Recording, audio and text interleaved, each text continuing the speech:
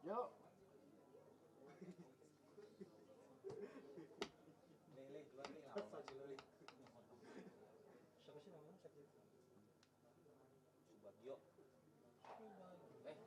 Itu belakangnya, depannya ada lagi. Kasdi. Itu harus itu khusus.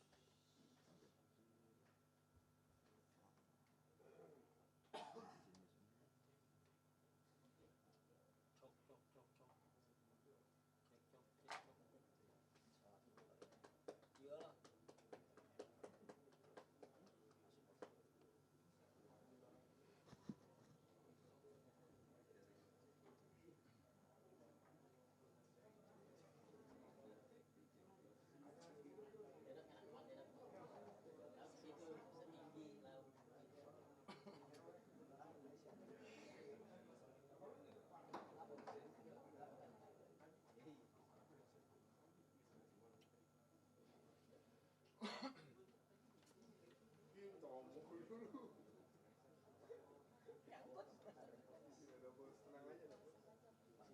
Sini nih, kayak waktu yang Haji Samsudin.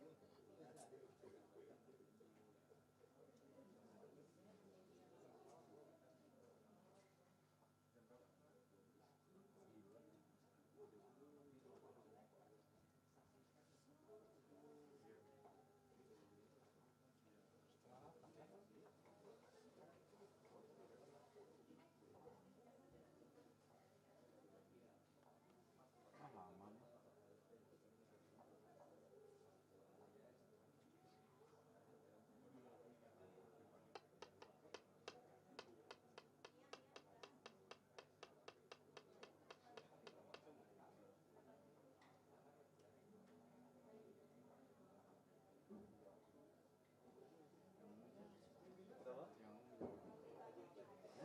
Aldo. Kalau juga berani kan?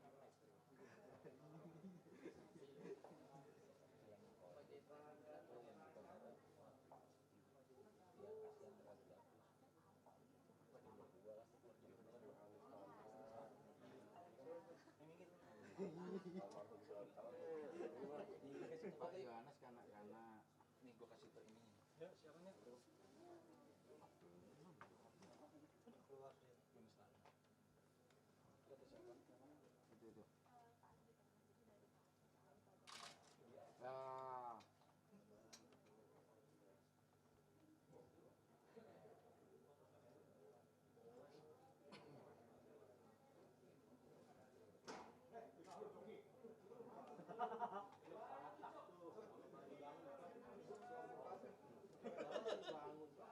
Rusak. Ya, udah nggak boleh main kemari lagi dah. Ntar dulu. Ini gua panggilin. Soto ya pada di lapangan aja ini.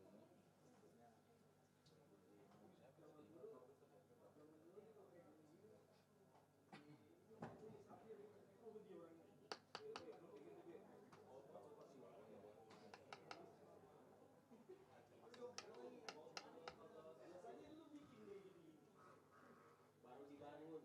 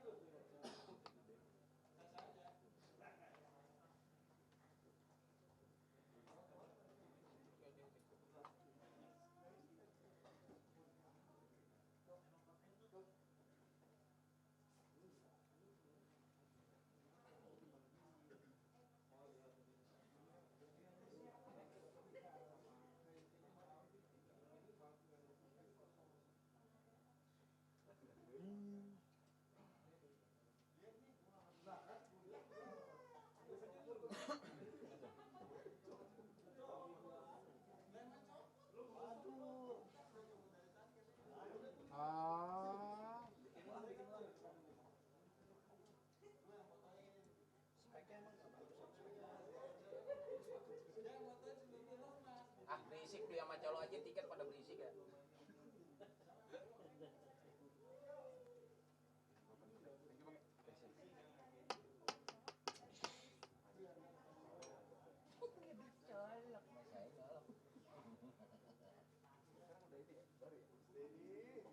Ya ya ya.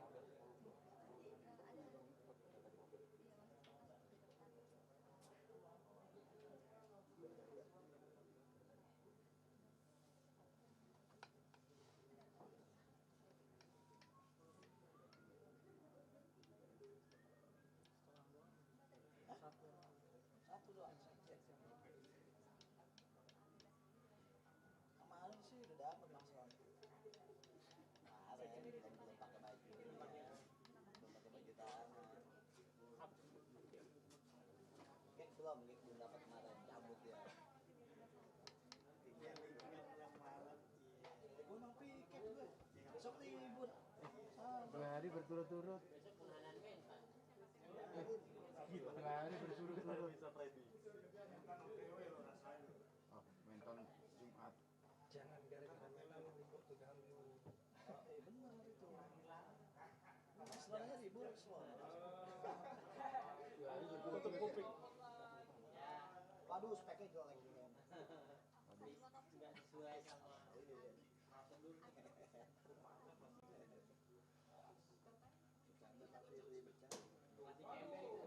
Patah lagi aja. Masih kemper nih.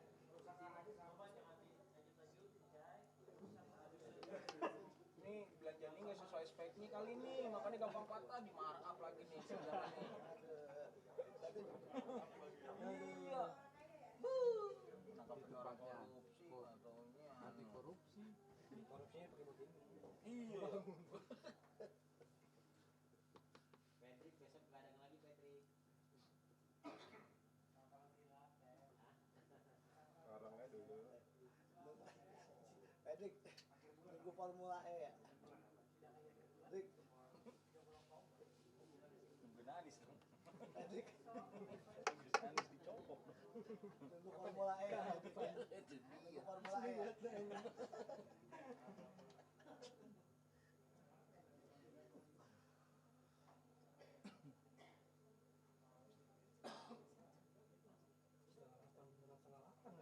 Sholat dulu.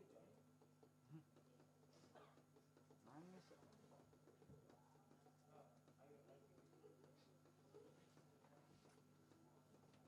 Tinggi juga ya. Sal.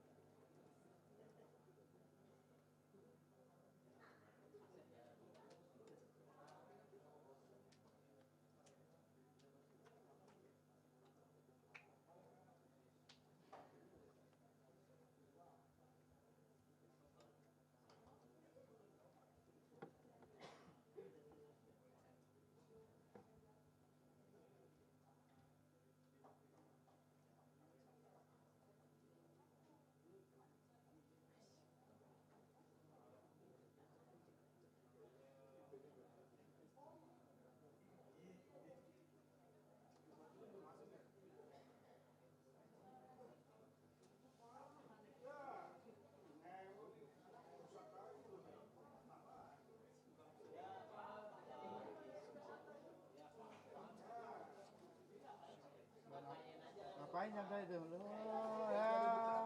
Dari peminta motret.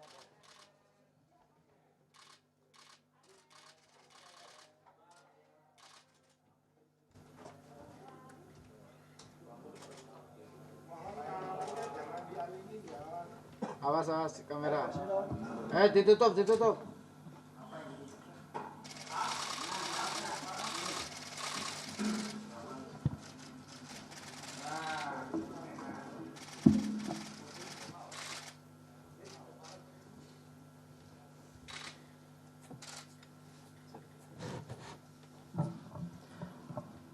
Bismillahirrahmanirrahim. Assalamualaikum warahmatullahi wabarakatuh. Selamat malam teman-teman semuanya. Terima kasih kehadiran pada malam hari ini.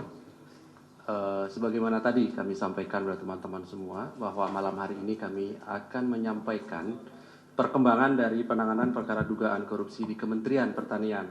Namun sebelumnya perlu kami sampaikan sebagaimana penanganan perkara oleh KPK, perkara yang lainnya tentu kami mengumumkan pihak-pihak yang ditetapkan sebagai tersangka ketika proses penyidikan cukup dan kemudian dilakukan penahanan, gitu ya. Dan ini sama dengan penanganan perkara lainnya di KPK sekali lagi. Oleh karena itu, karena ada proses-proses ketika naik pada proses penyelidikan ke penyidikan, tentu kami telah memiliki kecukupan alat bukti, gitu ya. Kemudian kami harus melakukan proses administrasi penyidikan, kemudian melakukan pemeriksaan terhadap saksi-saksi kepada tersangka, baru kemudian melakukan penahanan. Jadi ada proses lebih dahulu sesuai dengan hukum acara, dan itulah yang kami patuhi. Oleh karena itu, malam hari ini tim penyidik KPK menyatakan cukup untuk proses penyidikan, sehingga nanti kami umumkan siapa saja yang ditetapkan sebagai tersangka dalam perkara dimaksud.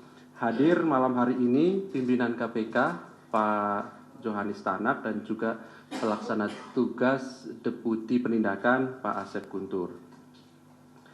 Kami nanti akan sampaikan beberapa poin dari hasil proses penyelidikan sehingga kemudian naik kepada penyidikan. Sekali lagi, apa yang kemudian nanti akan dibacakan oleh pimpinan adalah poin-poin gitu ya dari hasil penyelidikan begitu. Tentu tidak bisa detail karena ini kan perkara setelah dilakukan penahanan juga terus berjalan proses penyidikannya, tidak berhenti dilakukan penahanan kemudian perkara ini selesai begitu ya. Setelahnya kami beri kesempatan kepada teman-teman seperti biasa, silahkan kita fokuskan lebih dahulu terkait dengan penanganan perkara di Kementerian Pertanian ini, karena saya yakin, karena kami yakin bahwa pertanyaan dari teman-teman begitu banyak terkait perkara yang akan diumumkan pada malam hari ini. Baik, kami silahkan Pak Johanis Tanak untuk menyampaikan beberapa poin perkembangan dari perkara dugaan korupsi di Kementerian Pertanian dimaksud. Terima kasih kesempatan diberikan kepada kami. Assalamualaikum warahmatullahi wabarakatuh. Selamat malam, salam sejahtera kita semua. Om Swastiastu, Namo Buddhaya, salam kebajikan. Pada hari ini, Rabu 11 Oktober 2023, kami akan menyampaikan proses penyidikan yang sedang dilaksanakan, yaitu perkara dugaan tindak pidana korupsi terkait bersama-sama menyalahgunakan kekuasaan dengan memaksa memberikan sesuatu untuk proses lelang jabatan, termasuk ikut serta dalam pengadaan barang dan jasa, disertai penerimaan gratifikasi di lingkungan Kementerian Pertanian Republik Indonesia. Dengan masuknya laporan masyarakat ke KPK yang dilengkapi dengan informasi dan data yang akurat, sehingga dapat dilanjutkan prosesnya pada tahap penyelidikan dan untuk menemukan adanya peristiwa pidana. Kemudian berproses sehingga diperoleh kecukupan alat bukti untuk dinaikkan ke tahap penyidikan dengan menetapkan dan mengumumkan tersangka sebagai berikut. 1. SYL, Menteri Pertanian Republik Indonesia, periode 2019-2024. 2. KS, Sekretaris Jenderal Kementerian Pertanian Republik Indonesia. Ketiga adalah MH, Direktur Alat dan Mesin Pertanian, Direktorat Jenderal Prasarana dan Sarana Pertanian Kementerian Pertanian Republik Indonesia. Adapun konstruksi perkara diduga telah terjadi. Pertama, SYL menjabat sebagai Menteri Pertanian RI periode 2019 sampai 2024 di Kementerian Pertanian Republik Indonesia. Selanjutnya dalam periode kepemimpinan SYL ini selaku Menteri Pertanian, KS diangkat dan dilantik selaku Sekretaris Jenderal Kementerian Pertanian, dan MH juga diangkat dan dilantik selaku Direktur Alat dan Mesin pada Direktorat Jenderal Prasarana dan Sarana Pertanian Kementerian Pertanian RI. SYL kemudian membuat kebijakan personal kaitan adanya pungutan maupun setoran, diantaranya dari ASN internal Kementan untuk memenuhi kebutuhan pribadi termasuk keluarga intinya.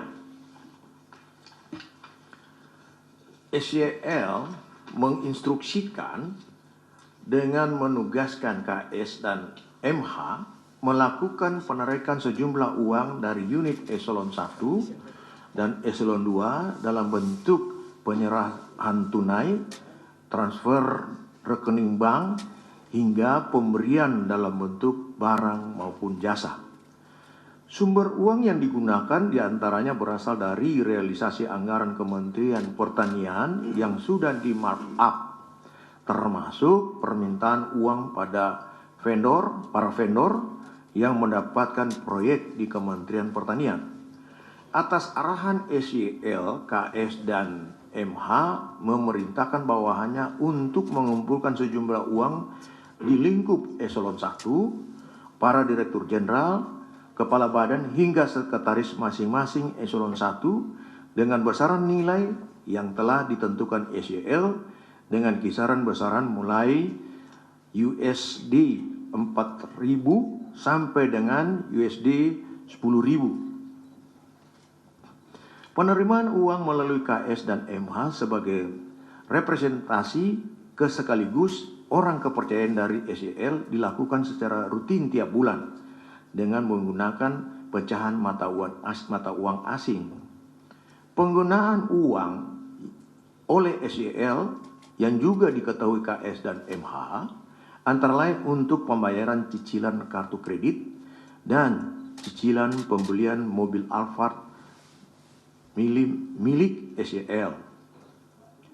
Sejauh ini uang yang dinikmati SYL bersama-sama dengan KS dan MH sejumlah 13,9 miliar rupiah, dan penelusuran lebih mendalam masih terus dilakukan oleh tim penyidik. Untuk kebutuhan proses penyidikan, tim penyidik menahan tersangka KS untuk 20 hari pertama terhitung 11 Oktober 2023 sampai dengan 30 Oktober 2023 di rutan KPK. Sedangkan tersangka SYL dan tersangka MH hari ini mengkonfirmasi tidak bisa hadir. Untuk itu kami ingatkan kooperatif dan segera hadir memenuhi panggilan tim penyidik KPK. Para tersangka disangkakan melanggar pasal 12 huruf E, pasal 12 B besar Undang-Undang Republik Indonesia Nomor 31 Tahun 1999 tentang pemberantasan tindak pidana korupsi sebagaimana telah diubah dengan Undang-Undang Republik Indonesia Nomor 20 Tahun 2001 tentang perubahan atas Undang-Undang Republik Indonesia Nomor 31 Tahun 1999 tentang pemberantasan tindak pidana korupsi, Junto pasal 55 ayat 1 ke 1 KUHP. Demikian yang dapat saya sampaikan. Mungkin ada penambahan dari Pak? Cukup? Saya kembalikan kepada Humas. Baik, terima kasih Pak Johanis Tanak yang sudah menyampaikan beberapa poin. Pada prinsipnya malam hari ini KPK mengumumkan 3 orang sebagai tersangka, yaitu SYL, KS, dan MH, dan 1 orang dilakukan penahanan untuk 20 hari pertama sampai nanti tanggal 30 Oktober 2023 di rutan KPK. Sekali lagi perlu kami sampaikan, tadi sudah dijelaskan bahwa sejauh ini uang yang diduga dinikmati SEL bersama dengan KS dan MH sekitar 13,9 miliar. Ini tentu di luar dari apa yang kemudian kami sudah publikasikan pada masyarakat dari hasil proses penggeledahan di beberapa lokasi. Dan saya kira teman-teman sudah tahu mengenai hasil penggeledahan dimaksud. Baik, berikutnya silakan 3 orang penanya. Dari sebelah kanan saya dulu, Mas Hedi, Mbak Tasya ya, kemudian Mas Yogi, Mas Dani dan Eka. Oke, 5 ya sementara. Yang di belakang nanti bisa menyusul. Kita fokuskan terkait perkara ini dulu ya, silakan. Selamat malam Pak Ali, Pak Tanak, Pak Asep. Saya Hedi dari Kumparan. Ini beberapa pertanyaan yang saya mau tanyakan begitu. Ini kan tadi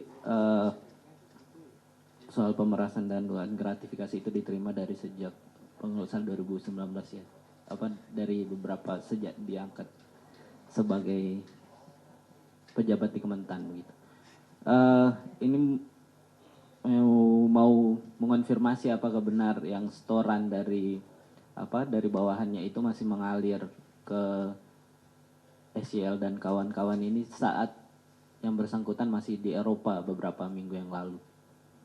Itu yang pertama. Terus ini untuk menjelaskan aja, sebenarnya kasus Kementan ini diterima Dumas KPK itu sejak kapan? Itu bulan berapa dan tahun berapa begitu? Pertanyaan selanjutnya yang soal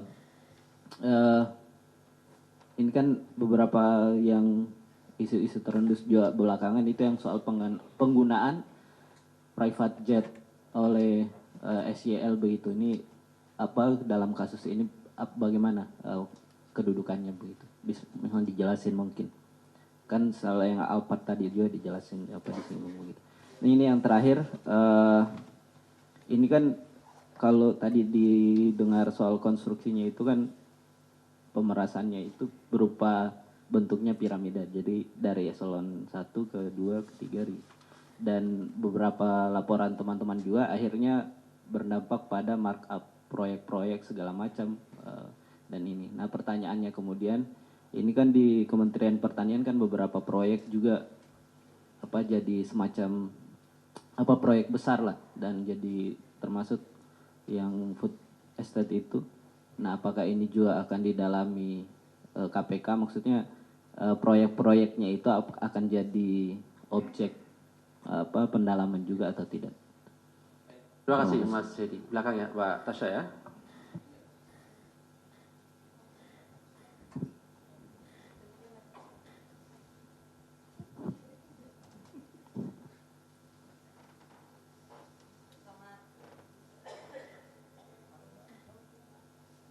Selamat malam, perkenalkan saya Tasya dari voi.id. Izin mau bertanya, pertama ini sprindiknya dikeluarkannya tanggal berapa ya? Terus mulai lidiknya kalau boleh tahu dari kapan juga. Terus yang kedua, tadi kan Mas Ali sempat bilang kalau sempat diumumin kalau SCL hari ini jadi tersangka. Nah, sementara kemarin pemanggilannya dia hari ini sebagai saksi tapi disebutnya sebagai tersangka gitu. Apakah memang bisa dipanggil dalam 2 kapasitas gitu? Ini untuk pengetahuan aja sih.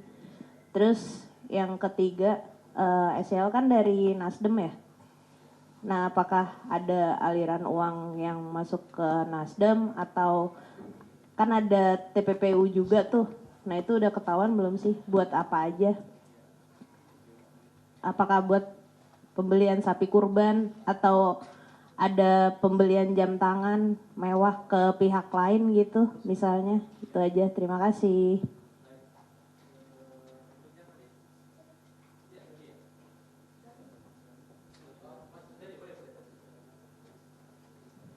Selamat malam Pak Ali, Pak Tanak dan juga Pak Asep. Pertanyaan saya ada 2. Saya Dani dari Bisnis Indonesia. Saya punya 2 pertanyaan. Ya, saya yang WA Pak Tanak beberapa waktu lalu.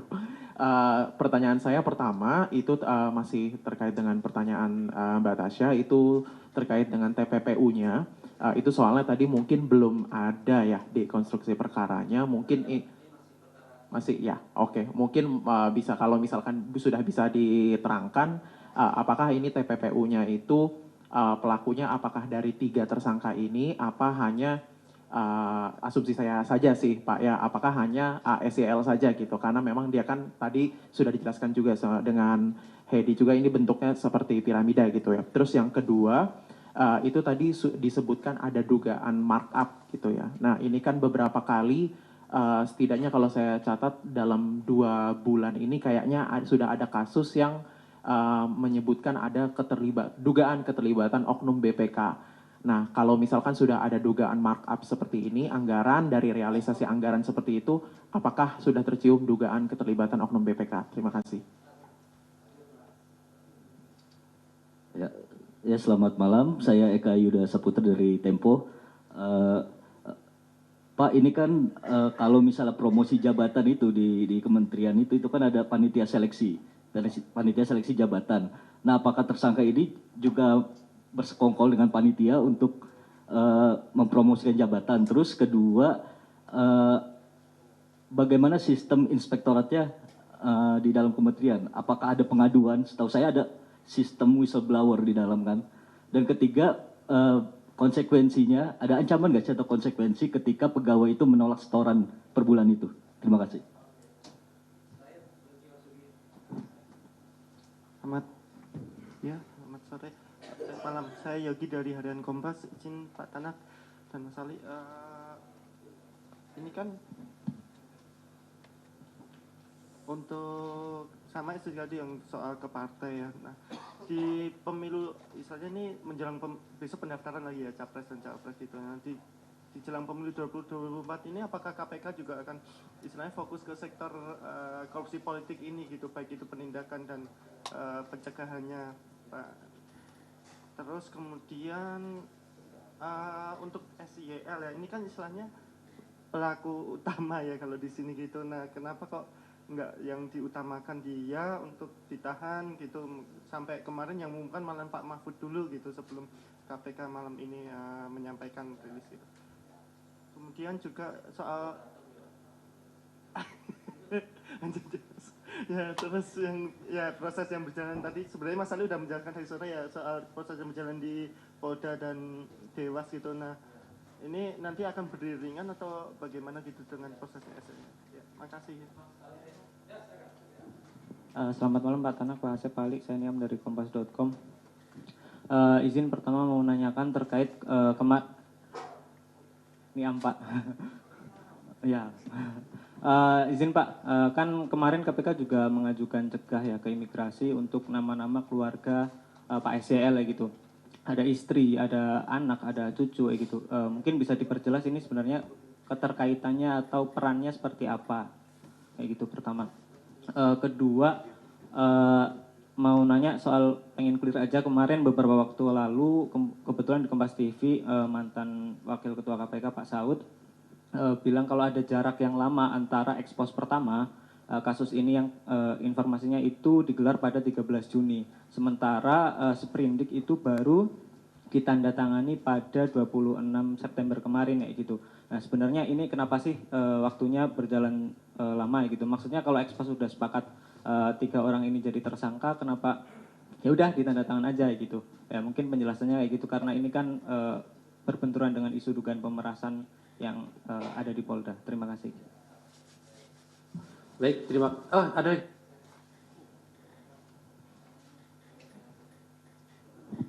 Selamat malam Pak Tanak, Mas Ali, Pak Asep. Saya Asep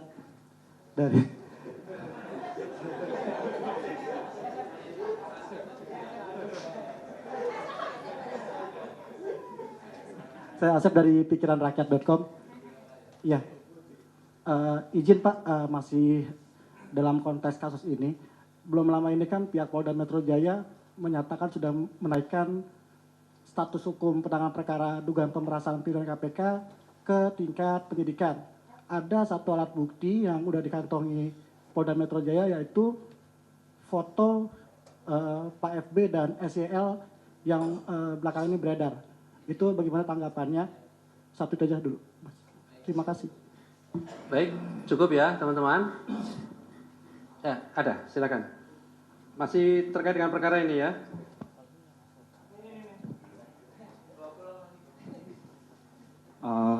Selamat malam semuanya. Perkenalkan saya Yaumal.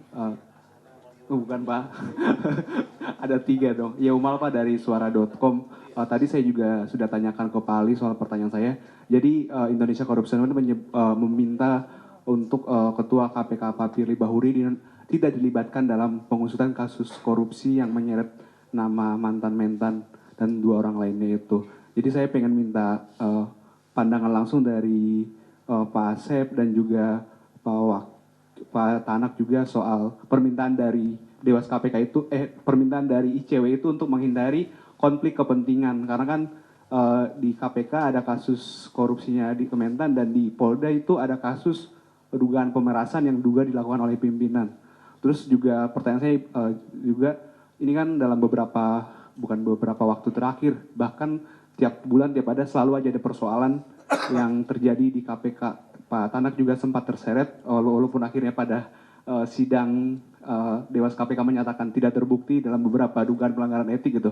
Tapi bagi pimpinan dan juga Pak Asep, apa sih sebenarnya peristiwa ini? Apakah ini adalah sebuah pelemahan kepada KPK sendiri, memaknai mulai dari Pak Firly diduga melakukan pemerasan dan sebagainya. Bagaimana pimpinan KPK memaknai persoalan ini gitu? Apakah ini KPK emang sakit di dalamnya atau bagaimana sebenarnya KPK memaknai ini? Apakah cuma sekedar angin berhembus atau bagaimana? Terima kasih. Oke, baik. Terima kasih teman-teman. Cukup ya? Cukup. Masih ada? Ya, masih perkara ini masih ya? Selamat malam. Perkenalkan saya Ahmad Satrio dari kantor berita Politik Ermol. Mungkin tadi disebutkan Mas terkait dengan konstruksi perkara juga sudah dijelaskan. Ini aku mau coba untuk mendalami aja terkait dengan konstruksi perkaranya. Kira-kira dari KPK sendiri apakah akan ikut mengusut kira-kira pihak-pihak lain yang memang terlibat? Karena informasi dari penelusuran kami redaksi itu juga terdapat anaknya SYL itu yang memang ikut dalam pengadaan barang di Kementan. Itu pertama. Yang kedua, lagi-lagi informasi yang didapat oleh redaksi juga menyebutkan spesifik terkait dengan aliran dana SYL dalam kasus ini itu juga terkait dengan biaya politik dalam pemenangan Pilpres 2024 karena melihat dari tempo waktu penetapan tersangkanya Pak SYL di 29 September, sebelumnya itu ada kunjungan dari Capres Anies Baswedan pada tanggal 24 September ini menarik mungkin untuk juga didalami oleh KPK. Mungkin itu dari saya. Terima kasih Mas Ali. Assalamualaikum warahmatullahi wabarakatuh. Terima kasih Mas Satrio. Terakhir ya saya kira ya, sudah ya? Cukup, oke. Tadi kalau Mbak Tasya tadi sudah dijelaskan sebenarnya Mbak Tasya ya, terkait teknis ya, bagaimana kemudian seorang tersangka bisa dipanggil sebagai saksi, tapi untuk menjadi saksi dari perkara yang lain, itu boleh gitu ya. Termasuk kemudian kami update tadi bahwa hari ini ternyata juga KPK memanggil 3 orang ini sebagai tersangka. Itu persoalan teknis penanganan perkara ya. Baik, terima kasih respon dan pertanyaan dari teman-teman. Kami silahkan Pak JT dan bila ada tambahan dari Pak Asep untuk merespon pertanyaan dari rekan-rekan semuanya. Silakan Pak. Baik, terima kasih atas pertanyaan teman-teman. Saya tidak sendiri di sini, ada Pak PLT Deputi Penindakan dan Eksekusi, Pak Asep, yang juga adalah Direktur Penyidikan. Terkait dengan pertanyaan Mas Edi dari Kumparan, apakah masih berlangsung penerimaan dari pegawai? Kemudian kapan laporan pengaduan mengenai private jet digunakan, kemudian pemerasan di internal dan markup. Apa yang dipertanyakan ini semua sedang didalami lagi, karena penyelidikan maupun penyidikan yang saat ini dilakukan tentunya untuk mencari bukti, yang dengan bukti itu memperkuat dan menentukan nanti siapa yang tersangka, dan kita sudah menetapkan siapa tersangka. Dan nanti kita akan masih dalami lagi hal-hal yang diperlukan untuk lagi memperkuat adanya bukti-bukti supaya setiap unsur dalam dakwaan yang didakwakan sebagaimana yang telah kami bacakan tadi itu dapat dipertanggungjawabkan pada proses persidangan nantinya. Kira-kira seperti begitu jawabannya. Sedangkan Mbak Tasya, sprint lead kapan, brindik kapan, sebagai saksi dan sebagai tersangka apakah ada aliran dana ke Nasdem, apakah ada penelitian apa ya. Kalau sprint lead dan sprindik itu nanti Pak Asep lihat kembali kapan, saya tidak ingat juga, tapi nanti dijelaskan Pak Asep. Apakah ada, kok dipanggil semua sudah tersangka, tapi kemudian satu kemudian dipanggil sebagai saksi, satu dipanggil sebagai saksi lagi, padahal sudah semua tersangka. Itu adalah bagian dari teknik penyidikan. Ketika semua tersangka, tetapi ketika saya memerlukan beliau ini untuk didengarkan sebagai saksi, maka tidak mungkin saya panggil beliau sebagai tersangka, tapi sebagai saksi untuk didengarkan menguatkan tersangka yang ini. Nah, jadi dalam konteks mana beliau itu dipanggil sebagai saksi, dalam konteks mana beliau yang satu lagi dipanggil sebagai tersangka. Jadi kalau si A dipanggil sebagai saksi, itu akan menguatkan keberadaan perkara ini untuk si B sebagai tersangka dan sebaliknya. Saya kira sudah dapat dimengerti ini ya. Ini lebih dikenal dalam istilah untuk lebih mendalami lagi proses pemeriksaan. Sedangkan apakah ada aliran dana ke Nasdem, itu nanti masih didalami lagi. Ya. Dari Bisnis Indonesia, TPPU saat pemeriksaan lebih lanjut antara SDL, kemudian dugaan markup. Ini juga masih tetap kita, karena ini kan baru pemeriksaan yang awal, kemudian menetapkan tersangka. Nanti akan didalami terus, karena tidak mungkin penyidik itu akan menyerahkan berkas perkara kepada penuntut umum kalau dokumen belum lengkap. Kemudian pada saat penyidikan ini akan didalami terus pemeriksaannya sampai dengan pada saat unsur-unsur dan bukti-bukti yang ada, nanti dari bukti-bukti yang ada ini dapat semua unsur-unsur itu dapat dibuktikan dengan alat-alat bukti yang ada. Nah ini kami juga masih dalamin ini. Kami masih memproses apakah ini suatu peristiwa pidana. Oh ya ini peristiwa pidana, kemudian ini setelah kita dapat peristiwa pidana, ini cukup bukti siapa nanti yang jadi tersangka. Nah inilah kita kemudian sudah mendapatkan bukti siapa yang memang tepat jadi tersangka dan kuat. Nah, ini yang nantinya pada saat proses lebih lanjut kita akan mendalami lagi. Tim penyidik yang dipimpin oleh Pak Asep selaku deputi dan selaku direktur penyidik akan mendalami lagi. Sedangkan dari Bisnis Indonesia ini sama ya, sekarang dari Mas Eka Yuda dari Tempo, apakah panitia bersekongkol dengan YSL? Kemudian kalau masalah persekongkolan juga ini panitia bersekongkol atau tidak dengan SYL, yang jelas ada temuan, ya kan? Nah temuannya ini akan didalamin. Ya, seperti saya sampaikan sudah kami bacakan tadi, ada tentang hal itu, tetapi masih didalamin lagi, masih ada proses-proses pemeriksaan. Kemudian Mas Yogi dari Kompas, fokus ke kegiatan pemilu. Kalau terkait dengan pemilu, ya itu tidak ada hubungan. Tetapi kalau pemilu ini kami tetap koordinasi dengan Bawaslu maupun Komisi Pemilihan Umum menyampaikan hal-hal supaya hal-hal yang terkait dengan korupsi itu dihindari. Nah, ini kami melakukan kerjasama upaya pencegahan. Kenapa Pak Mahfud duluan mengumumkan? Ya, kita kan tidak bisa melarang orang untuk berbicara. Silahkan, tetapi kita sebagai pihak yang berkepentingan tentunya yang lebih tahu kapan momen yang tepat untuk kita umumkan. Sehingga tidak ada kekeliruan kita dalam menjalankan tugas yang dibebankan kepada kita dalam penanganan korupsi ini. Karena kalau orang lain berbicara tidak ada konsekuensinya, kalau kami berbicara tentunya ada konsekuensi hukumnya. Sehingga kami harus juga hati-hati dalam mengungkapkan apa yang kita harus sampaikan kepada media atau kepada massa, kepada masyarakat.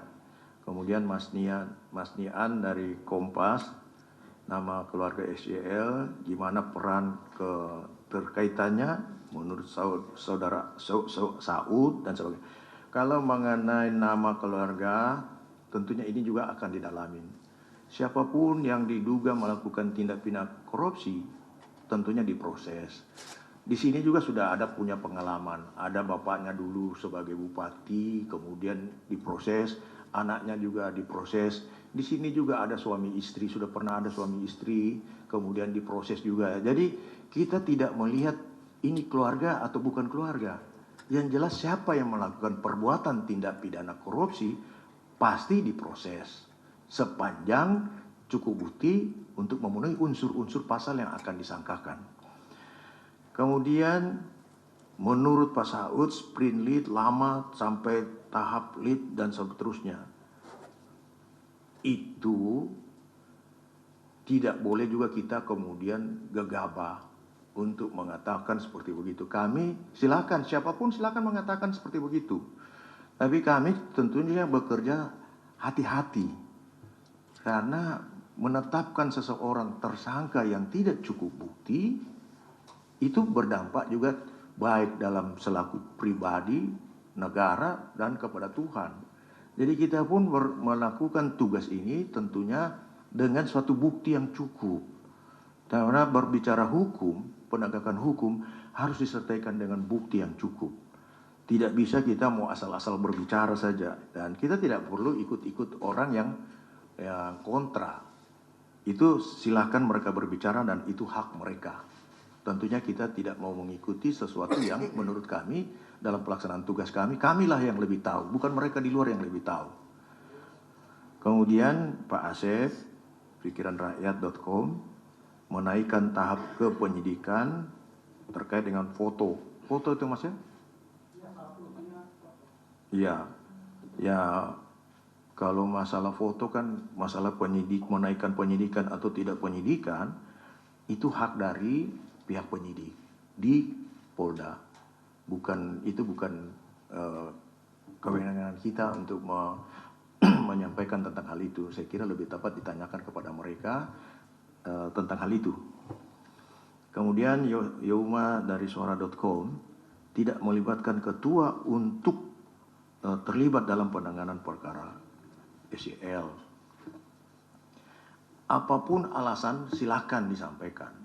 Sepanjang ketua dalam hal ini Pak Firly masih sebagai pimpinan, tentunya masih mempunyai hak dan kewajiban untuk menjalankan tugasnya selaku pimpinan KPK. Kalau kemudian sudah habis masa jabatan, ya tentunya tidak bisa. Nah, sepanjang dia masih mempunyai hak sebagai pimpinan, tentunya dia perlu melakukan. Kecuali ada larangan. Tidak ada larangan tentang hal itu. Jadi untuk menyampaikan hal seperti itu sah-sah saja silahkan. Tidak ada kekhawatiran konflik kepentingan. Saya bisa katakan tidak ada buktinya.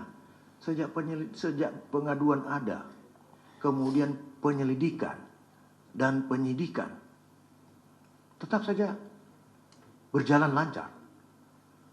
Tidak ada hambatan bagi kami yang kemudian menetapkan tersangka. Siapa tersangka? Kalau Pak Firly tidak dilibatkan, justru salah kita. Kenapa? Tidak kolektif, kolegial. Perintah undang-undang, bukan perintah kami, bukan maunya kami. Tapi kalau Pak Firly tidak ada, Tidak boleh diikutkan sementara beliau masih punya hak sebagai pimpinan. Kemudian kita mengatakan sudah Bapak nggak boleh ikut karena nanti ada indikasi kita melanggar undang-undang. Karena ini kolektif kolegial dalam mengambil keputusan dalam penanganan tugas-tugas KPK. Jadi itu kira-kira seperti begitu. Kemudian kita juga harus tidak bisa serta-merta dengan adanya penyidikan yang di tempat lain, kemudian mengatakan Pak Firly bersalah. Ingat loh, hukum acara pidana mengenal asas praduga tak bersalah. Sepanjang belum ada bukti orang itu bersalah, tidak boleh dikatakan dia bersalah. Sepanjang belum ada bukti dia bersalah, dia masih berhak untuk duduk di sini sebagai pimpinan. Jadi kita menghormati juga apa yang disampaikan diamanatkan dalam undang-undang tentang hukum acara pidana, Undang-Undang 881. Kita tidak boleh juga gegabah untuk mengatakan, tetapi siapapun mengatakan itu hak mereka. Ya, tapi kita tetap menjalankan hal ini sesuai dengan ketentuan peraturan perundang-undangan. Dan kita harus sama-sama menghormati presumption of innocence itu, asas praduga tak bersalah. Karena setiap orang, setiap warga negara tunduk pada hukum yang berlaku. Kemudian ada dari Pak Satrio, ya, ikut mengusut pihak lain aliran dana SYL, biaya politik, mengingat waktu. Jadi kalau berkaitan dengan biaya politik kami tidak ikut sampai masuk ke dalam, bukan urusan kami itu, tetapi kami tetap melakukan penyidikan, menelusuri semua aset atau kekayaan yang bersumber dari kekayaan negara yang diambil, yang kemudian nantinya kita sita. Kepada siapapun aliran dana itu mengalir, itu dan kita dapatkan satu bukti, maka tentunya kita akan mengambil sikap upaya paksa hukum berupa penyitaan. Jadi tidak ada pengecualian kepada siapapun ya, sepanjang memang kita memiliki bukti bahwa memang ada aliran dana hasil korupsi mengalir ke situ. Nanti kita juga akan tetap kerjasama dengan PPATK mengenai aliran dana tersebut. Kemudian yang terkait dengan siapa satu ini? Siapa lagi satu Pak? Sudah Pak ya? Saya kira itu mungkin Pak Asep bisa melengkapi Pak. Silakan Pak Asep. Terima kasih pimpinan. Ini diborong sama Pak Yohanes Tanak, rekan-rekan. Jadi hampir nggak kebagian saya, cuma satu kayaknya. Ini ada 8 orang yang bertanya Pak. Kalau kali 10, 80 pertanyaan kayaknya. Sore ini Pak namanya banyak sekali pertanyaannya. Hanya tadi Kang Asep aja yang cuma satu pertanyaan. Sepertinya malu karena sama namanya sama saya gitu. Tanyaannya nggak banyak, enak hati mau tanya banyak. Siap. Hanya 1 atau 2 kayaknya yang disisakan buat saya Pak. Ini yang pertama terkait sprint kapan, sprint lidik maupun sprint dik perkara ini. Ini dari Mbak Tasya. Untuk sprint lidiknya tanggal 5 Januari tahun 2023. Kemudian naik ke penyidikannya tanggal 26 September 2023. Ini jadi naik sprint leading itu ada proses penyelidikan sampai dengan naik ke penyidikan, ya Pak ya. Kemudian yang perlu juga saya tambahkan terkait dengan kenapa sih KPK kok baru mengumumkan sekarang? Tadi ada yang bilang bahkan walaupun sudah disampaikan oleh beliau, ada pihak di luar malah yang sudah menyatakan gitu ya. Rekan-rekan perlu ketahui bahwa ketika dinyatakan naik penyidikan perkara di KPK itu pasti sudah ada tersangkanya. Sejauh ini seperti itu. Itu agak berbeda dengan yang ada di aparat penegak hukum lainnya gitu ya. Walaupun ini juga sedang kita bicarakan ya Pak ya. Sedang kita bicarakan. Artinya apabila misalkan apalagi sudah melakukan upaya paksa, penggeledahan dan lain-lainnya, kan rekan-rekan tahunya ada penggeledahan kan tanggal 28 ya, hari Kamis ada penggeledahan. Berarti itu sudah upaya paksa, sudah tahap penyidikan, berarti sudah ada tersangkanya gitu. Jadi bisa saja yang bersangkutan tahu siapa yang sudah jadi tersangka itu dari surat panggilan kami. Karena di surat panggilan pasti dijelaskan. Jelaskan di situ perkaranya apa, kemudian siapa tersangkanya. Bisa dari situ. Surat panggilan kan bisa diterima sama yang dipanggil. Kemudian kami juga punya kewajiban setelah naik penyidikan paling lambat 7 hari itu harus menyampaikan SPDP. Nah, surat perintah dimulainya penyidikan kepada para tersangka. Itu juga surat keluar dari kami yang isinya menyatakan siapa saja tersangka di situ. Jadi bisa dari situ. Seperti itu banyak. Kemudian juga kita melakukan upaya paksa penggeledahan. Ada surat perintah penggeledahan dan lain-lain. Itu juga ada uraiannya. Jadi bisa diketahui dari situ. Kemudian rekan-rekan juga pasti sudah paham bahwa kapan KPK itu akan mengumumkan, walaupun misalkan sprindiknya naik kapan, tapi diumumkan secara resminya adalah ketika akan melakukan penahanan. Gitu. Siapa tersangkanya. Jadi supaya tidak jadi rancu, nah seperti itu gitu. Itu rumusnya atau patternnya yang ada di KPK. Jadi rekan-rekan mesti pahami seperti itu. Itu mungkin Mas Ali yang bisa kami tambahkan. Terima kasih.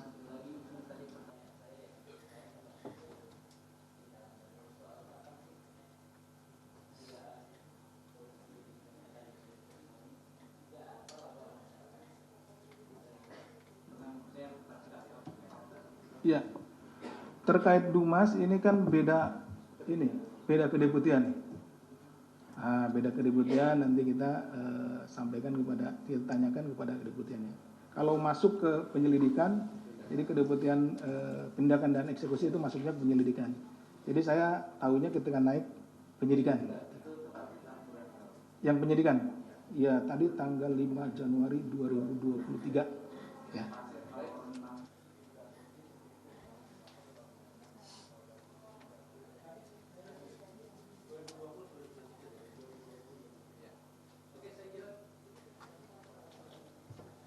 Baik, saya kira cukup teman-teman. Terima kasih kehadiran pada malam hari ini. Terima kasih Pak JT, Pak Asep yang turut hadir bersama kita. Kami akhiri. Assalamualaikum warahmatullahi wabarakatuh.